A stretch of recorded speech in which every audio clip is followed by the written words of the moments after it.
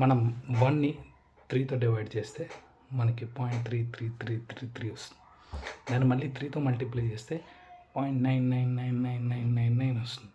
1 కదా రావాలి. ఆ 0.000001 ఎటు వెళ్ళిపోయింది? అసలు అది ఉందా? కానీ ఇక్కడ యాక్చువల్గా ఏంటంటే మనం ఎలా చూడాలంటే ఆ 0.99999 ఈజ్ ఎగ్జాక్ట్లీ ఈక్వల్ టు 1. అది 1.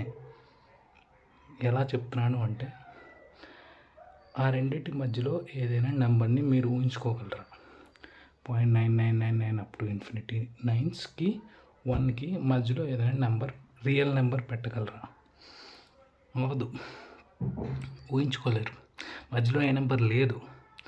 So 0.9999 up to infinity is nothing but 1. To put it in words, two real numbers a and b are equal if there exists no c such that a less than c less than b. ఈ కేసులో అదే కదా, 0.9999కి 1కి మధ్యలో ఏం లేదు.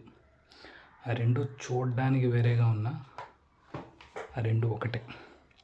So మ్యాథ్స్లో కూడా చూసేది నమ్మకూడదు.